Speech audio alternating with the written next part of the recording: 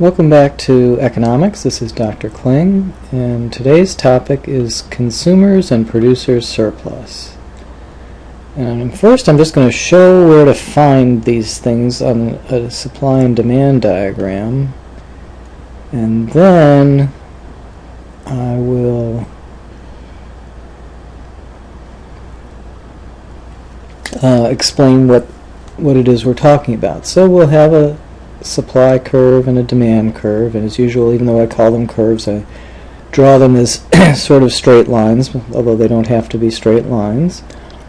Notice that I draw them intersecting with this axis because that's important. And then I'm going to put the equilibrium price there, and that's the equilibrium quantity.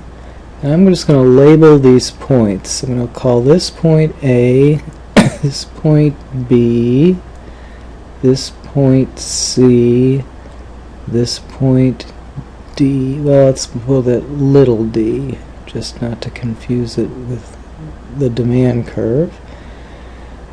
Okay, so and I'm going to set test to tell you that the triangle ABC is what we call consumers surplus, and what we call the triangle B little d C is producers surplus. So consumers, I'll put little dashes, little horizontal dashes in the triangle that's consumer surplus. So those are the little horizontal dashes. And I'll put little vertical dashes for the producer surplus. That's that triangle. Okay? Okay, so the reason we call this consumer surplus is that the consumer here, think of this as a bunch of different consumers, each of whom have a different reservation price for the goods. So this the first consumer is willing to pay, let's say, $100. Let's say the equilibrium price ends up being $50. The first consumer is willing to pay $100, the second one 98 or 99, 98, and so on, all down to $50. The first consumer gets $50 because the first consumer pays only the market price, not what he's willing to pay. So he's willing to pay $100, but he ends up paying only $50, which is the market price. He gets $50 worth of surplus. And then somebody who's willing to pay $99 gets $49 worth of surplus, and so on. If we just add that all up, multiply the quantity times the difference in price, if it's a triangle like this, it's just the the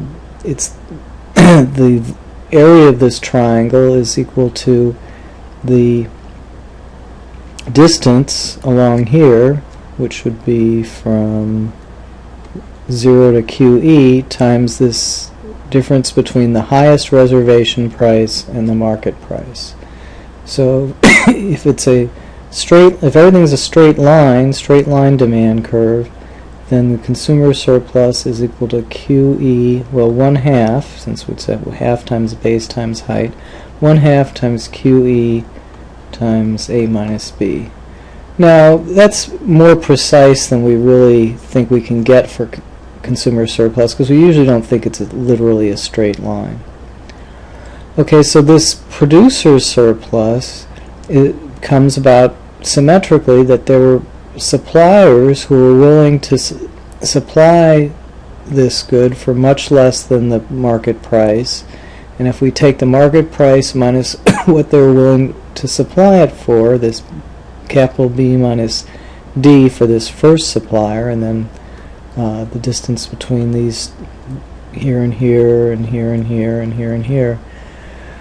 If we add all those up, again we have this triangle or roughly triangle shaped piece of producer surplus.